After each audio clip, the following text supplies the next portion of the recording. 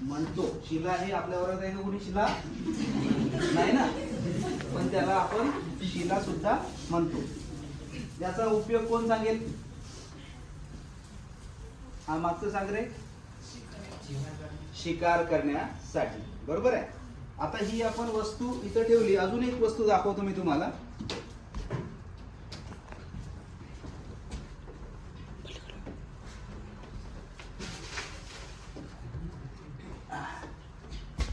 ही वस्तू कोणी पाहायला?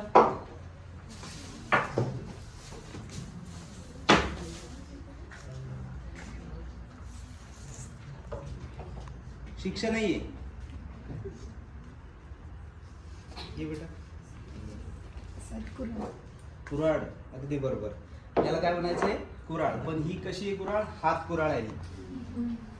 ही सुद्धा अश्मयुगातीलच आहे, बरोबर आहे. आता जर ह्या वस्तू आपल्याला माहिती नसत्या किंवा ह्या आपल्या समोर नसत्या तर हा आपल्याला कोणता कालखंड आहे हे माहिती पडलं असतं का? म्हणून याला म्हणायचं साधने. काय म्हणायचं? साधने. म्हणून आज आपण इतिहासाची साधने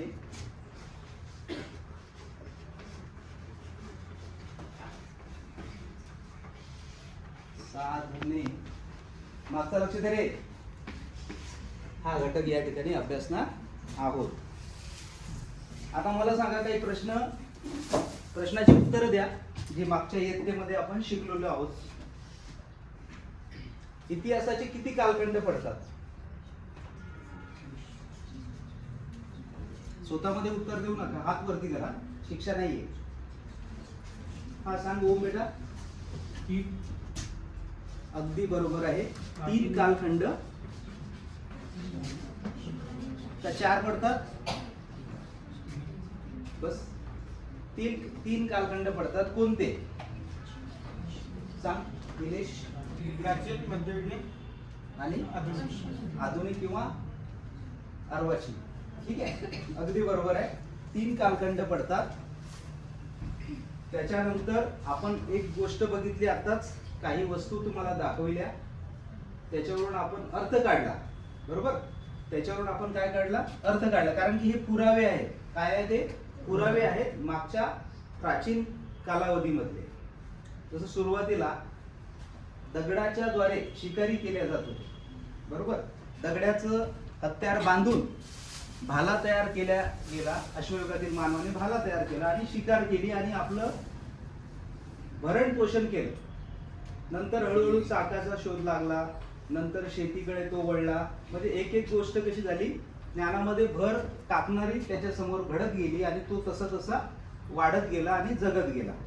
म्हणून हे ज्या वस्तू आहेत या वस्तूंना आपण म्हणतो, काय म्हणतो आपण? वस्तूंना सामूहिक उत्तर द्या आता. काय म्हणतो या वस्तूंना आपण? कोणती साधने? आता आपण बघितलं की अश्म म्हणजे दगड, शिला. त्याच्यानंतर इतिहासाचे जे कालखंड आहेत ते सुद्धा आपण पाहिले की त्याला आपण त्याच्यानंतर या कालखंडाची नावं पण बघितली आपण. आता आपण इतिहासाची जी काही साधने आहेत तिचे प्रकार या ठिकाणी अभ्यासणार आहोत. ठीक आहे. इतिहासाच्या साधनामध्ये 3 प्रकार पडतात. लिहू नको रे मागचा, फक्त लक्ष दे. केळके हालचाल करू नको. 3 प्रकारामध्ये सगळ्यात महत्वाचा एक प्रकार, पहिला प्रकार, तो म्हणजे भौतिक साधने.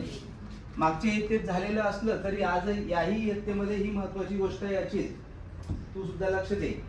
भौतिक साधने. दुसरा प्रकार आहे लिखित. विसरले तुम्ही?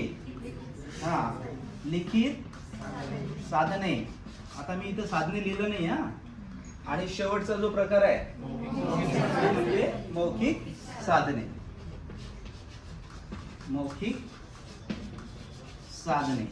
हे 3ही प्रकार अत्यंत महत्वाचे प्रकार या ठिकाणी आपल्याला दिसून येतात.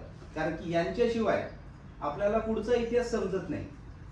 आपण जर विचार केला तर आपल्या आजूबाजूला जे काही आपल्याला डोळ्यांनी दिसतं, ठीक आहे, जे काही आपल्याला डोळ्यांनी दिसते आणि ज्यांना आपण स्पर्श करू शकतो, डोळ्यांनी दिसते आणि ज्यांना आपण स्पर्श करू शकतो, अशा वस्तूंना, अशा वस्तू स्वरूपातल्या घटनांना, गोष्टींना आपण भौतिक साधनांमध्ये मोडतो. आता जर मी तुम्हाला प्रश्न विचारला साधा की या वर्गामध्ये कोणकोणते भौतिक साधनं तुम्हाला दिसून येतात, एक प्रश्न आहे तुम्हाला की या वर्गामध्ये तुम्हाला कोणकोणते साधनं दिसून येतात, सांगता येईल?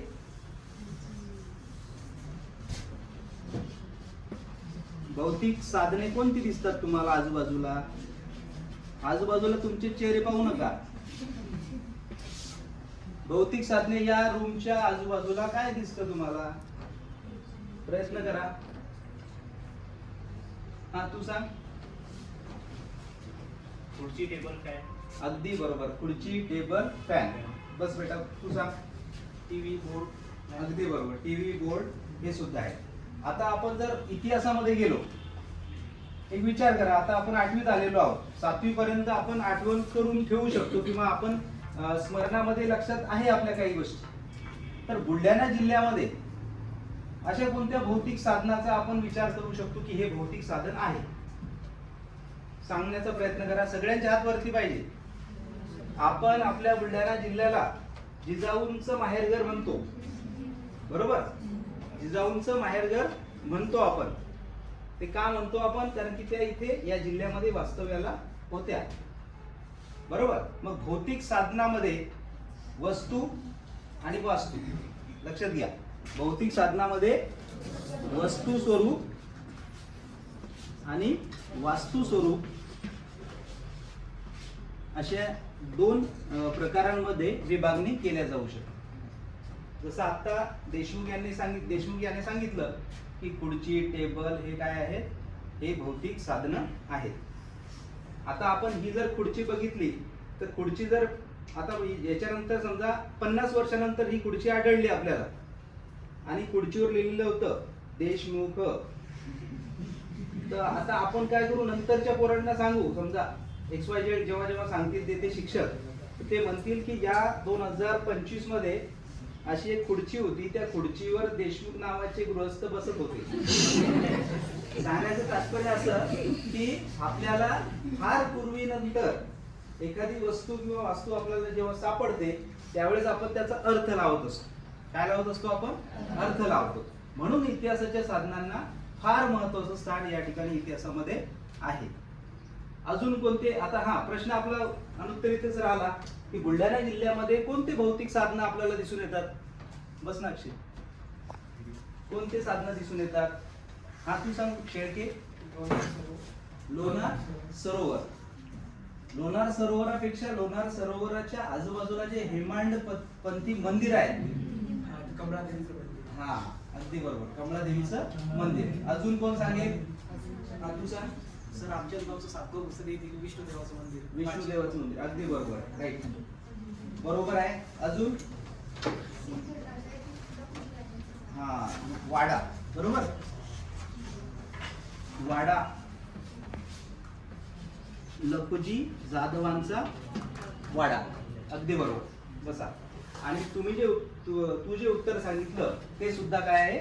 बरोबरच आहे. प्रसिद्ध जर आपण विचार केला तर हा जो राजवाडा ज्याला म्हणतो आपण, तो राजवाडा बघितलाय का कुणी? कोणी बघितलाय? बरं ठीक आहे, 4-5च मुलांनी बघितलाय. मी तुमची सगळ्यांची ट्रिप आपण राजाला 100% या ठिकाणी घेऊन जाऊया. फक्त तुमचं हमीपत्र, तुमच्या आई वडिलांचं हमीपत्र तुम्हाला लागेल आणि मग आपण प्राचार्यांची परवानगीने सगळे जे आहेत लखुजी जाधव यांचा वाडा, ज्याला आपण राजवाडा म्हणतो, त्या ठिकाणी आपण जाणार आहोत. म्हणून हे झालं वास्तू स्वरूपामध्ये, बरोबर. अजून आता आपण जर विचार केला की आपल्याला कोणत्या गोष्टींपासून, कोणत्या वस्तूंपासून नॉलेज मिळतं, म्हणजे ज्ञान मिळतं, जे पुढच्या पिढीला आपण सांगू शकतो, अशा कोणकोणत्या वास्तू आहेत? वास्तू म्हणतोय मी, वस्तू नाही. देशमुख यांनी उत्तर बरोबर दिलं होतं, खुर्ची, टेबल. उमेशनं पण उत्तर बरोबर दिलं की या ठिकाणी टीव्ही आहे, बोर्ड आहे, हे सुद्धा काय आहे? वस्तू आहे. हे कोणत्या प्रकारामध्ये येतात? वस्तू. त्यांना आपण स्पर्शही करू शकतो, दोघांनाही स्पर्श करू शकतो. पण वास्तू हा घटक जो आहे हा वेगळा झाला आणि वस्तू हा घटक कसा झाला? वेगळा झाला. अजून कोणाला सांगते? पूर्ण महाराष्ट्रातील किंवा भारतातील काही वस्तू किंवा वास्तू, तू सांग बेटा. शिवाजी महाराजांचे किल्ले. अगदी बरोबर. किल्ले सुद्धा त्याच्यामध्ये आपण म्हणू शकतो. किल्ले, किल्ल्यांमध्ये कोणकोणते प्रसिद्ध किल्ले आहेत सांग बेटा. रायगड, राजगड. अगदी बरोबर. रायगड, राजगड आहे, सिंहगड आहे. हा, सामूहिक उत्तर देऊ नका. मी जेव्हा सांगेन तेव्हाच सामूहिक उत्तर द्यायचं. ठीक आहे. हे कोणते झाले? हे सगळे किल्ले झाले. अजिंठा लेणी माहिती आहे आपल्या जवळच्याच जिल्ह्यामध्ये आणि इथून म्हणजे 50-60 किलोमीटर अंतरावर, अगदी जवळ. 4-5 क्रुझर लागतील आपल्याला. तोही स्पॉट जो आहे तो चांगला आहे. आपण त्याचीही परवानगी काढण्याचा प्रयत्न करू, काळजी करू नका. ठीक आहे. तो सुद्धा आपल्याला ऐतिहासिक धरोहर आहे. तो सुद्धा वास्तू स्वरूपामध्येच मोडतो. मग आता वस्तू स्वरूपामध्ये काय काय आहे? हा सांग देशमुख बेटा. नाणे, वस्तू, नाणे की नाणे आणि त्या नाणे, मूर्ती हा अगदी बरोबर. नाणे, मूर्ती, राईट. आणि काही पौराणिक भांडी. पौराणिक भांडी, अगदी बरोबर आहे. हे बघा कशी आहे वस्तू. ही इतकी जपून ठेवलेली आहे. हे कोणी बघायला याला हाताळा तुम्ही. याची ती डिझाईन आहे, तुम्हाला लक्षात येईल की ही किती छान तयार केलेली आहे. तेजस्वी सगळ्यांना दाखव तू पा.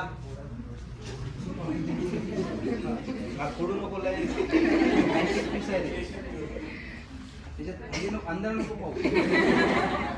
फक्त डिझाईन पहा कशी आहे, कशा पद्धतीची आहे. याची ठेवण एकदम व्यवस्थित आहे. ही कुठल्या काळातील आहे असं तुम्हाला वाटते? हा, अश्वयुगीन नाही, मध्ययुगीन काळातील हडप्पा संस्कृतीमधील हे एक सुंदर असं नक्षीदार भांड आहे. याचा उपयोग सुद्धा त्या काळात झालेला आहे, परंतु आपण तो जपून ठेवलेला आहे. तर अशा पद्धतीच्या वस्तू ज्या आहेत या कुठल्या घटकामध्ये येतात? या घटकामध्ये. आणि देशमुखनं अजून एक उत्तर सांगितलं आपल्याला. काय सांगितलं देशमुख तुम्ही अजून? नाणी. अगदी बरोबर आहे. आता आपल्याला नाणी जे आहेत बघा, सुरुवातीच्या काळामध्ये जे राजे महाराजे होते त्यांनी सोने, चांदी, तांबे, पितळ यांची नाणी जी आहेत ते तयार केल्या त्यांच्या राज्य व्यवहारासाठी. आणि त्या आजही इतिहास बनवून आपल्यासमोर ते ज्ञान देतात की याच्यावर, जसं उदाहरणार्थ हैदर अली यांचं जे काही नाणं होतं त्यांच्या काळातील, त्याच्यावर शिव आणि पार्वतीची चित्र होती. सम्राट अकबराच्या जे काही राज्य व्यवहाराचे जे काही चलन होतं नाणे, त्याच्यावर सीता आणि रामाची चित्र होती.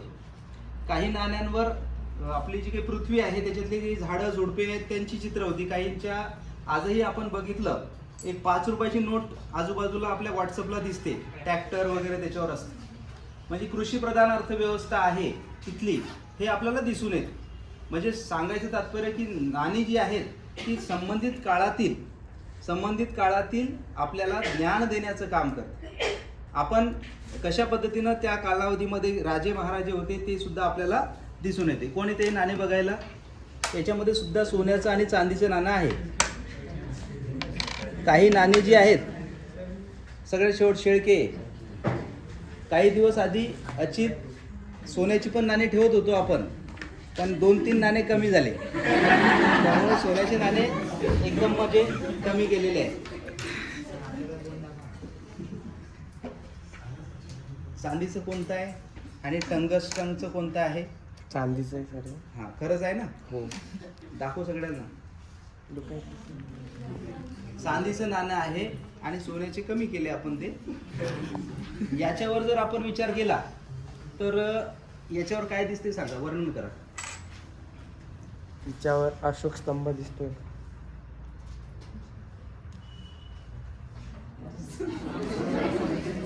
अशोक स्तंभ. अजून काय काय दिसते?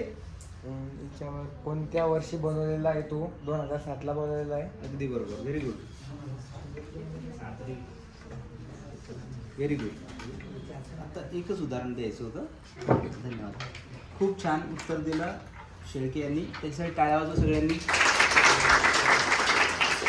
सांगायचं तात्पर्य असं की हे जे नाणी असतात ही वस्तू स्वरूपामध्ये येतील, भांडी वस्तू स्वरूपामध्ये येतील, खुर्ची, टेबल हे सुद्धा वस्तू स्वरूपामध्ये येतील. परंतु वास्तू स्वरूपामध्ये राजवाडे, किल्ले, त्यानंतर जे जे काही गुहा असतील, लेणी असतील, लेणींची जी काही भिंत असेल, त्या भिंतीवर कोरलेले काही मजकूर असतील, त्या मजकुरांवरून आपल्याला खूप चांगल्या पद्धतीचं ज्ञान मिळते, जे पुढच्या पिढीसाठी आवश्यक असते. सांग बेटा काय? तर आमच्या इथे वास्तूमध्ये 52 दरवाजाची गडी आहे. त्या 400 वर्ष पूर्ण झाली. Very good, very good. छान उत्तर दिलं बेटा तू. छान. स्वयंस्फूर्त आहात तुम्ही. इतक्या कंजूसी नाही करायची टाळ्यामध्ये. चांगली टाळ्या होतं. बघा, या ठिकाणी आपण 2 मध्ये विभागणी केली भौतिक साधनाची. एक वस्तू स्वरूपामध्ये केली आणि एक वास्तू स्वरूपामध्ये केली. आता जवळपास आता बघा, आपल्याला माहिती आहे की मुस्लिम समाजामध्ये एखादी व्यक्ती मृत होते. मृत झाल्यानंतर तिचं जे काही शरीर असेल, पार्थिव देह, तो जमिनीमध्ये गाडला जातो आणि गाडल्यानंतर त्याला एक सिमेंटचा ओटा तयार केला जातो. बरोबर बरोबर आहे ही माहिती? हां, त्याला कबर असे म्हणतात. बरोबर. कबर सुद्धा या वास्तू स्वरूपामध्येच येते. किल्ले असतील किंवा किल्ल्यानंतर छोटे छोटे जे काही काय म्हटलं मी आधी तुम्हाला? कबर. ह्या सुद्धा तुम्हाला वास्तू स्वरूपामध्ये येतात. समजलं का इथपर्यंत? हां. आता याच्यानंतर जो भाग आहे तो म्हणजे आहे लिखित साधने. मागचं लक्ष दे रे. मधातली पोरगी कोण आहे? लिखित साधने. आता मला सांगा की लिखित साधनांच्या या शब्द रचनेवरून याच्यात तुम्हाला कोणतं ज्ञान होते? हा, सांग बेटा शहाणे. अगदी बरोबर. सुरुवातीला बस. हा, देशमुख सांग बेटा तू. त्यांच्या भाषेवरून आणि लिहिण्याच्या लिखावटीवरून त्यांचे कालखंड. अगदी बरोबर. त्याचंही ज्ञान आपल्याला होते. सुरुवातीला माणसाला लिपी अवगत नव्हती. लिपी म्हणजे काय? लिपी म्हणजे लिहिण्याची शैली किंवा लिहिण्याची कला. बरोबर. लिपी म्हणजे लिहिण्याची कला अवगत नव्हती. अशा वेळेस काय होत होतं? अशा वेळेस चिन्ह, प्रतीके यांच्या माध्यमातून लिखाण केलं जायचं. मग छोटे छोटे जे काही गुहामध्ये जे काही लोक राहायचे त्यांनी ते चित्र काढले. आजही अजिंठा लेणीवर आपण जर बघितलं तर अजिंठा लेणीवर भरपूर मोठ्या प्रमाणात चित्र आहेत. मंदिरांमध्ये चित्र आहेत. चित्राच्या माध्यमातून त्यांचा राग किंवा प्रेम व्यक्त करण्याची त्यांना ती संधी होती. नंतर हळूहळू लिपी अवगत झाली. लिपी अवगत होता होता आज आपण मोठमोठे ग्रंथ लिहिलेले वाचतो आहोत आणि आपलं ज्ञान वाढवतो आहोत. आता सुरुवातीला जे राजे महाराजे होते त्यांच्या आज्ञा, त्यांचे निवाडे म्हणजे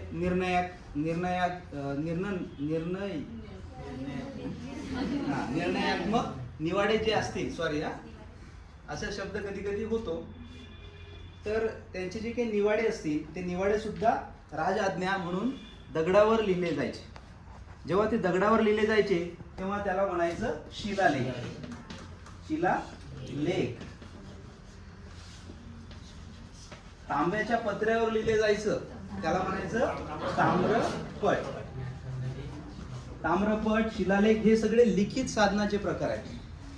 आता काश्मीरमध्ये भुर्ज या ठिकाणी भुर्जपत्रे किंवा भुर्ज नावाचे वृक्ष आढळायचे आणि त्याच्यापासून भुर्ज पत्रे तयार झाली. त्याचं मॉडेल तुम्हाला दाखवतो. हे बघा, त्याची लिपी सुद्धा तशीच आहे. कोण येईल बघायला? हे मॉडेल आहे. हे तुम्हाला भेटणार नाही विकत. देशमुख ये, याच्यावरची लिपी ओळखण्याचा प्रयत्न करा. हे काश्मीरमधील एक झाड आहे. त्या झाडाचं काय म्हणता येईल त्याला? खोड किंवा त्याच्यापासून साल म्हणता येईल त्याला. सालीपासून हे तयार झालेलं आहे. समोर दाखवा.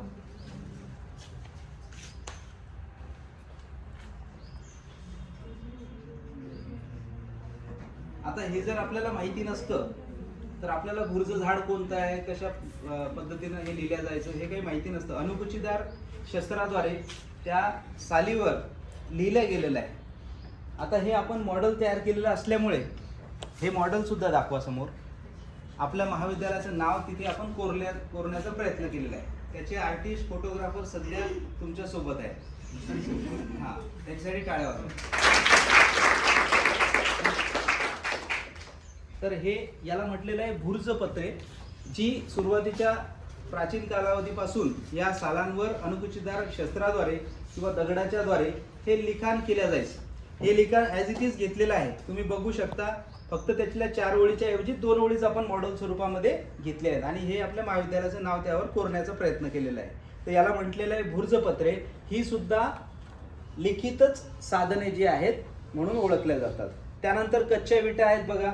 मी आता वीट पण आणली होती पण कुठं गेली लक्षात नाही येत आहे का? ओके, हे बघा, ही वीट, ही कच्ची वीट होती.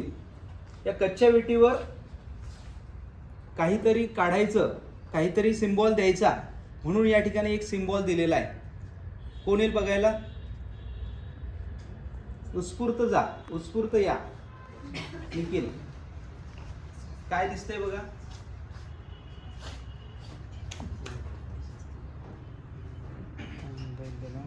का वाचू राहिला का? कोण येते बघायला? ज्याला समजलं नाही ते हा घे बेटा. प्रयत्न चांगला केला निखिलने. स्वस्तिक आहे. स्वस्तिक हे एक धार्मिक सिम्बॉल आहे किंवा सिम्बॉल म्हणजे चिन्ह आहे. त्या कालावधीमध्ये कदाचित धार्मिक स्वरूपातले लोक त्या ठिकाणी असतील म्हणून या ठिकाणी आपल्याला स्वस्तिक कच्च्या विटीवर काढलेलं आपल्याला दिसून येते. करून काढलेलं असल्यामुळे ते आजपर्यंत इथे तसंच आहे. म्हणून या ठिकाणी या ऐतिहासिक साधनांमध्ये लिखित साधनांचा जास्तीत जास्त वापर जो आहे तो आपल्याला म्हणजे ज्ञानवर्धक आहे. ताम्रपट असतील, शिलालेख असतील, हे सुद्धा लिहून ठेवलेलं असल्यामुळे आपल्याला ते वाचता येतं. आता राजमुद्रा सुद्धा आपण आपल्या महाविद्यालयामध्ये मॉडेल स्वरूपामध्ये केलेली आहे, पण ती या ठिकाणी कपाटामध्ये असल्यामुळे तुम्हाला दाखवू शकलो नाही. नाहीतर ती सुद्धा राजमुद्रा जी आहे शिवाजी महाराजांची, ती सुद्धा लिखित साधन म्हणूनच आपल्याला या ठिकाणी पाहता येते आणि त्याच्यातून भरपूर ज्ञान आपल्याला मिळत असते. म्हणून आज आपण या ठिकाणी 2 साधने बघितली, लिखित आणि भौतिक. ठीक आहे, तर मी त्यावर तुम्हाला काही प्रश्न विचारतो. तुम्ही तयार आहात का उत्तर द्यायला? हो सर. सगळ्यांनी आपल्या आपल्या वह्या बंद करा आणि ज्याला उत्तर येईल त्यानेच उत्तर देण्याचा प्रयत्न करा.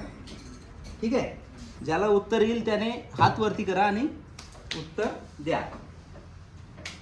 मला सांगा की इतिहासाचे महत्त्वाचे प्रमुख कालखंड किती पडतात आणि कोणते? हा, सुरशी सांग.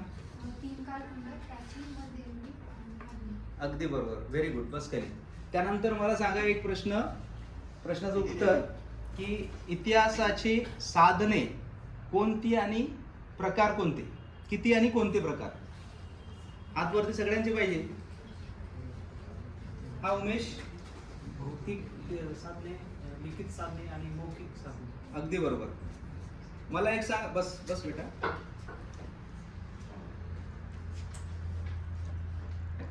मला एक प्रश्नाचं उत्तर द्या आता की किल्ला हा जो प्रकार आहे, किल्ले हा कोणत्या साधनामध्ये मोडतो?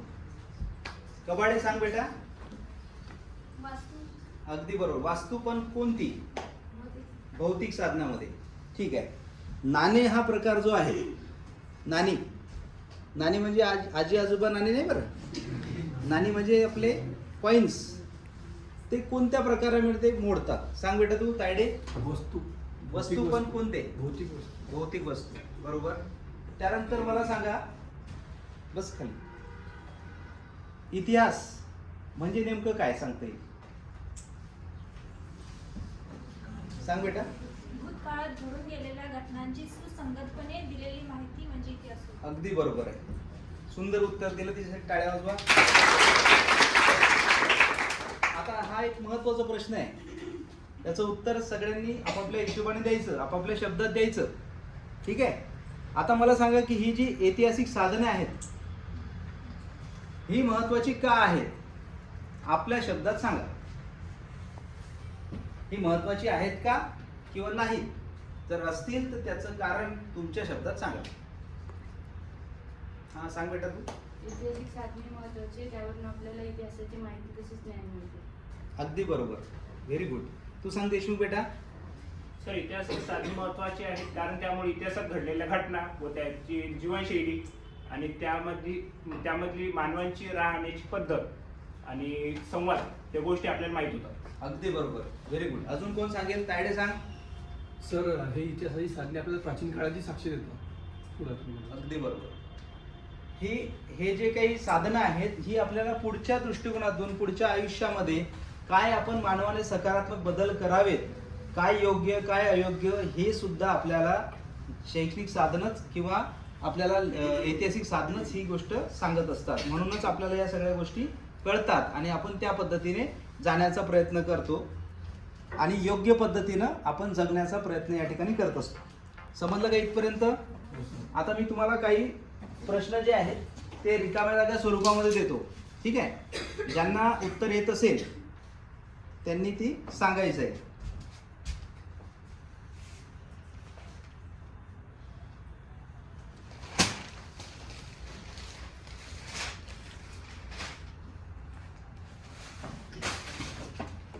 मागचा बोल नको रे, मागचा जास्त गडबड करतो. हा, कोण वाचेल हे प्रश्न? बोले वाच बेटा. आपला वेळ कमी आहे, नियोजन करावं लागत असते आपल्याला सगळं.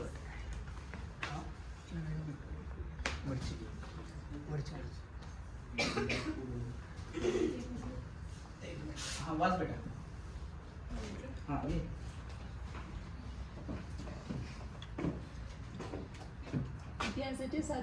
इतिहासाच्या साधनांचे रिकामी जागा प्रकार पडतात. हा, उत्तर कोण सांगेल? ऋतूच्या काय नाव सांग बेटा? 3 प्रकार पडतात, तिथे लिहून टाका. 3.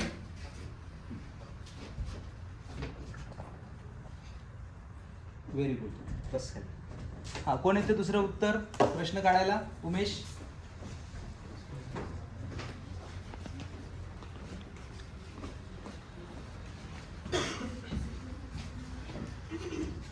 भौतिक साधने रिकामी जागा आणि रिकामी जागा या 2 प्रकारात विभागले जातात. अगदी बरोबर, प्रश्न वाचला त्याने. हा, उत्तर कोण सांगेल? सगळ्यात शेवटी. भौतिक साधने वस्तू आणि वास्तू या 2 प्रकारात. अगदी बरोबर, अगदी लिहून टाकावे. वस्तू आणि कोणत्या प्रकारामध्ये मोडतात? वस्तू आणि वास्तू.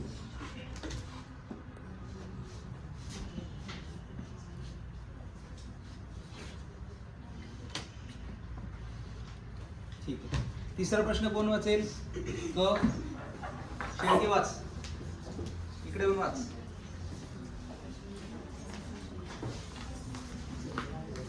बाकीच्यांनी बोलू नका मधात. प्रवास वर्णन रिकामी जागा साधने आहेत. हा, प्रवास वर्णन रिकामी जागा साधने. हात वरती करा ज्यांना उत्तर येत असेल त्यांनी. सांग बेटा तू. लिखित साधने आहे. बरोबर आहे का उत्तर? मौखिक आहे का लिखित आहे? लिखित असणारे उभे राहा. लिखितच आहे ते, वर्णन लिहूनच ठेवत असतात. बसा, करू नका. हा.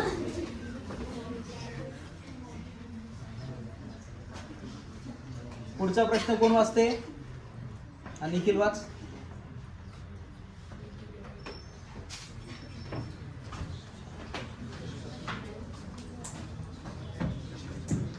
गुर्जवृक्ष रिकामी जागा येथे आढळतात. पॉइंटर घ्यायचं बेटा. पॉइंटर खडू नये. गुर्जवृक्ष रिकामी जागा येथे आढळतात. हा, उत्तर सांगा. हा, डुकरे सांग. काश्मीर येथे आढळतात. लिहू नका, बस समजलं. पुढचा एक प्रश्न.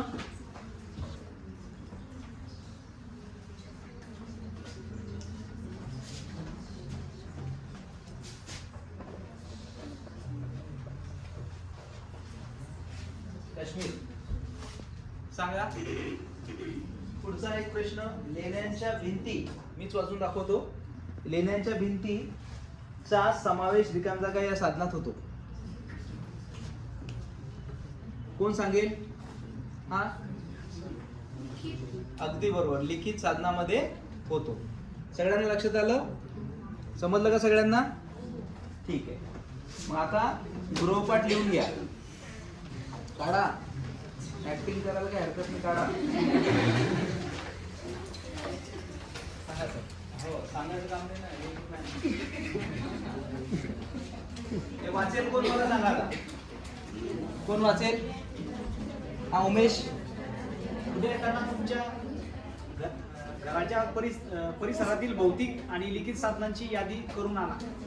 उद्या येताना मी पुन्हा वाचतो. सगळ्यांनी लिहून घ्या रे बेटा. मागची मुलगी कबाडे, लक्ष दे इकडं. कबाडे जास्त इकडे तिकडे पाहू नको, इकडे लक्ष दे. उद्या येताना तुमच्या घराच्या परिसरातील भौतिक आणि लिखित साधनांची यादी करून आणा. समजलं का होमवर्क? सगळ्यांना समजलं? मागचा गडबड करू नको जास्त. तर अशा प्रकारे आज आपण ऐतिहासिक साधन या घटकावर आधारित भौतिक साधन आणि लिखित साधन या दोन घटकांचा अभ्यास केलेला आहे. यानंतरचा जो काही भाग असेल तो आपण उद्या अभ्यास करू. धन्यवाद.